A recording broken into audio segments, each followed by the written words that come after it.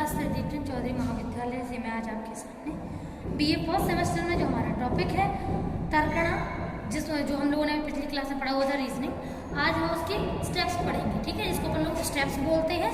ठीक है, जिसे अपन लोग हिंदी बोलते हैं तर्कणा के महत्वपूर्ण कदम, सोपान या पद। अगर आपके सामने कोई भी ऐसी इन तीन में से कोई भी हेडिंग आए, चाहे कदम आए, चाहे पद आए या सोपान आए, आपको केवल यही 5 पॉइंट लिखने हैं। मतलब 3 इसके नेम है जिसका आंसर एक ही पड़ेगा। ठीक है, तो आपको इसमें कुछ 5 पॉइंट हैं जो आपको लिखने हैं।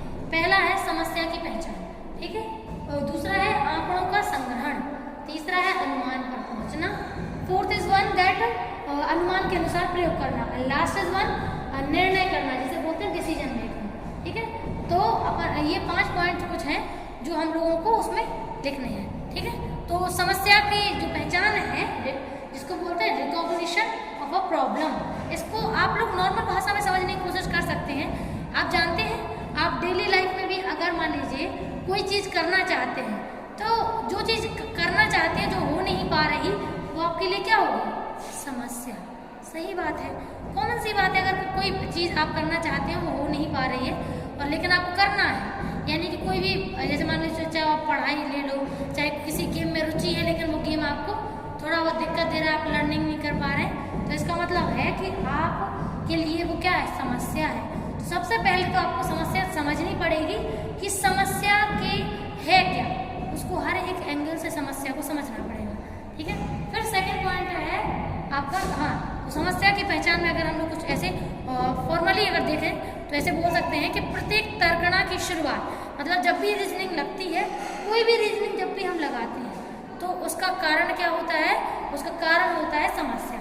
मतलब कोई ना कोई समस्या अवश्य उत्पन्न हुई है जिसकी वजह से हमें रीजनिंग लगाने की जरूरत पड़ रही है। ठीक है, तो अब जैसे मान के चलिए कि समस्या अगर ना हो तो आपको लगता है कि आप समस्या की पहचान करेंगे या रीजनिंग लगाएंगे?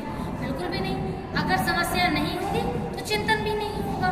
ठीक है, लेकिन आप जानते हैं हमारी जो जीवन शैली है, जीवन है, उसमें समस्याएं आती रहती हैं और हम सॉल्यूशन करते रहते हैं। और सॉल्यूशन करते किसकी बेस पे है?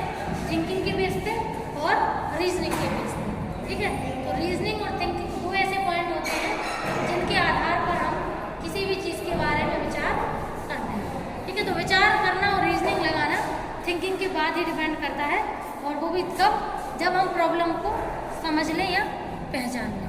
ठीक है, तो जैसे मान के चलो अगर छात्र अपने रूम में बैठ करके पढ़ रहा है, ठीक है, क्यों?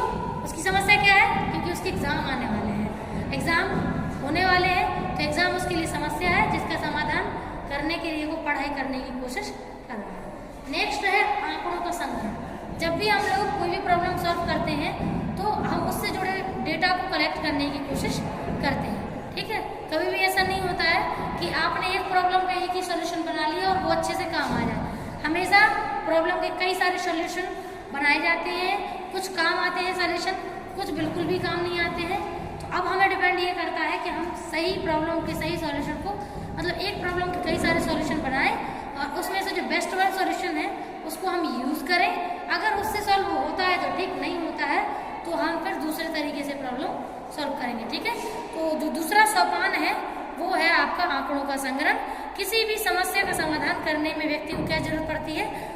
तथ्यों को एकत्रित करना, मतलब कुछ ऐसे पॉइंट्स या तथ्यों को एकत्रित करना जिससे व्यक्ति की समस्या का समाधान हो सकता है। लेकिन वो तथ्य होते क्या हैं? वो तथ्य होते हैं व्यक्ति के पुराने अनुभवों से जुड़े विचार, जो अनुभव आपने किए हैं, जो चीज़ें आपने महसूस की हैं, समझी हैं, सोची हैं, वो ही आपका क्या बोलते हैं, वो ही आपके उन तथ्यों को लेकर के आते हैं जो आपके पुराने अनुभव होते हैं। ठीक है, तो ये इम्पोर्टेंट है। तो उसके भाई बहन, जैसे मान के चलिए अब थर्ड पॉइंट है अनुमान पर पहुंचना। ठीक है, तो अनुमान पर पहुंच रहे हैं यानी कि अब हम इन्फेरेंस बना रहे हैं कि इस प्रॉब्लम के लिए कौन कौन सा सॉल्यूशन बेस्ट है। ऐसा है जैसे मान के चलो सॉल्यूशन तो मान लो 20 आ गए, लेकिन हम 20 सॉल्यूशन को थोड़ी रखेंगे। हम क्या करेंगे, उसमें से जो सबसे बढ़िया सॉल्यूशन है, जो सच में अच्छे से काम आ सकते हैं, उनको हम कलेक्ट करेंगे या उनको एकत्रित करेंगे। तो अब हम इन्फेरेंस बना रहे हैं, यानी कि जो फाइनल जो चीज़ें हैं जो खत्म कर सकती हैं उसको, वो हम ढूंढ रहे हैं। ठीक है, तो जब व्यक्ति हर तरह से संभावित आंकड़ों का संग्रहण कर लेता है तब किसी न किसी अनुमान पर पहुंचने की करता है, ठीक है। और जो सबसे उपयुक्त अनुमान होता है कि हाँ इस अनुमान से प्रॉब्लम सॉल्व हो जाएगी, तो वो उसी अनुमान को उपयोग करने की कोशिश करता है, जिसे हम लोग बोलते हैं ड्राइंग इन्फ्रेंस, ठीक है। ओके, अब अगला है अनुमान के अनुसार प्रयोग करना।